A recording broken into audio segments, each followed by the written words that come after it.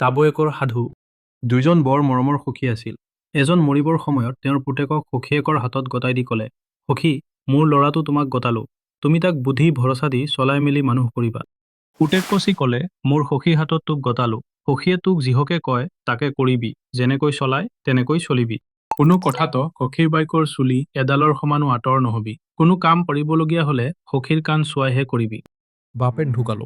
পুতেকেও সেই মনে চিতে তাবৈয়েকৰ কথাত চলি আছে। এদিন তাৰ ঘৈণীয়েকৰ ল'ৰা এটা উপজিলত সি তাবৈয়েকক সেই বাতৰি দিলেগৈ। তাবৈয়েকে তাক ক'লে, তোমাৰ ঘৰৰ পিছফালে পোতা পুখুৰীটোত ল'ৰাটো নি এতিয়াই পুতি থোৱাগৈ। সি তাবৈয়েকৰ কথাত অবাক হ'ল, কিন্তু বাপেকৰ আজ্ঞা সমৰি একো নকৈ ল'ৰাটো নি তাৰ ঘৰৰ পিছফালৰ পোতা পুখুৰীত পুতি থলেগৈ। ইয়াৰ এবছৰ পিছত তাৰ আকৌ এটা ল'ৰা উপজিলত তাকো তাবৈয়েকে আগৰ দৰে পুতি থবলৈ ক'লত সি মনত বৰ বেজাৰেৰে তাবৈয়েকৰ কথা চাৰগত কৰি মানি তাকে কৰিলে। ইয়াৰ ১.৫ বছৰমানৰ পিছত তাৰ ঘৈণীয়েকে ছোৱালী এজনী পালে। এইবাৰ সি ভাবিলে তাবৈয়েকে আৰু আগৰ দৰে ছোৱালীজনী পুতি থবলৈ ব্যৱস্থা নিদিয়ে। কিন্তু সি বিস্ময় মানিলে যে তাবৈয়েকে এই ছোৱালীজনীকো আগৰ ল'ৰা দুটাৰ দৰে সেই পোতা পুখুৰীতে পুতি থবলৈ ক'লে। সি নিৰুপায় হৈ মনৰ বেজাৰ মনতে পুহি তাবৈয়েকৰ কথামতে ছোৱালীজনীকো পুতি থলে। ইয়াৰ ২ বছৰমান পিছত তাৰ ঘৈণীয়েকৰ আকৌ ল'ৰা এটা উপজিল। সি এইবাৰ ভাবিলে যে বাৰু তাবৈয়েকে বাতৰি দিয়ক, কিন্তু যি থাকে কপালত এইবাৰ তেওঁ এই ল'ৰাটো পুতি থবলৈ ক'লেও আৰু মই তেওঁৰ কথা নুশুনো। ইয়াকে ভাবি সি তাবৈয়েকৰ ঘৰলৈ গৈ ল'ৰা হোৱা বাতৰি দিলত তাবৈয়েকে তাক ক'লে, বোপা, এই ল'ৰাটো তুমি ধুৱাই পখলাই লোৱাগৈ। কিন্তু মই এটা কথা তোমাক কওঁ, তুমি তোমাৰ আগৰ ল'ৰা ছোৱালী কেইটা য'ত পুতি থৈছিলা আজি ৰাতি সেইখিনিতে পল এটা পাতি তাৰ ওপৰত পৰ দি বহি থাকিবা।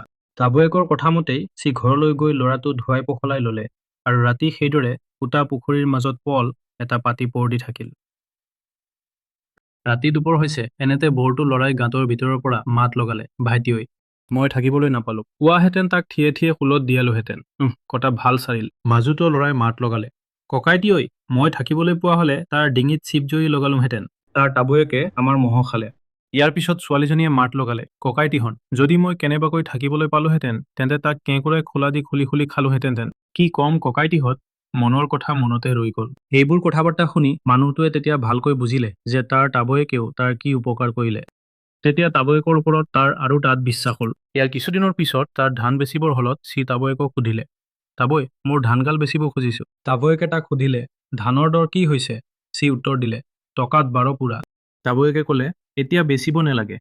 আৰু কিছুদিনৰ পিছত সি তাবৈয়েকৰ ঘৰ ওলাই তাবৈয়েকক ক'লে, তাবৈ, ধানৰ দৰ কমিলেহে, এতিয়া কি কৰিম? লাহে লাহে কিজানি আৰু কমিবহে। তাবৈয়েকে সুধিলে, কেই পুৰাকৈ থৈছে থ? সি ক'লে, এতিয়া ২০ পুৰা হ'ল। তাবৈয়েকে ক'লে, যোৱা এতিয়া বেচি দিয়াগৈ। সি তাবৈয়েকৰ কথামতেই টকাত ২০ পুৰাকৈ ধান বেচি টকাখিনি লৈ গৈ তাবৈয়েকক দেখুৱালত তাবৈয়েকে ক'লে, ভাল হৈছে। এতিয়া তুমি এই টকাৰে সোণ কিনি আনি সোণাৰীৰ হতুৱাই এটা লাডু গঢ়োৱা। তাবৈয়েকৰ কথামতেই সি সোণৰ লাডুটো কৰি আনি তাবৈয়েকক দিলত তাবৈয়েকে ক'লে, এই লাডুটো তুমি নৈত পেলাই দিয়াগৈ। সি তাবৈয়েকৰ কথা শুনি মনত বেজাৰ পাই অগত্যা সোণৰ লাডুটো নৈত পেলাই দিলেগৈ। মাছৰেকৰ মূৰত দোম এটাই এটা ৰৌ মাছ বেচিবলৈ বুঢ়াৰ পুতেকৰ ঘৰলৈ আনিছিল। সি ৰৌ মাছটো লৈ কাটিলতে তাৰ পেটত সেই সোণৰ লাডুটো ওলাই পৰিল। সি তাবৈয়েকক লাডুটো দেখুৱালত তাবৈয়েকে তাক ক'লে, তোমাৰ এইটোহে নিজৰ বস্তু, যোৱা এইটো ভালকৈ থৈ দিয়াগৈ। তুমি কিজানি আগে মোক তোমাৰ শত্ৰু বুলিহে ভাবিছিলা। এতিয়া মই ২টা কথাৰে তোমাক পতিয়ন দিব পাৰি, ঈশ্বৰৰ চৰণত সেৱা কৰিছো। যোৱা বোপা, তুমি ধৰ্মত মতি ৰাখি ঈশ্বৰৰ চৰণত নিৰ্ভৰ কৰি সকলো কৰিবলগীয়া কাম কাজ কৰি সুখেৰে খাই বৈ থাকাগৈ। কোনো চিন্তা নাই, মোৰ প্ৰভুৱে তোমাৰ সততে মংগল কৰিব।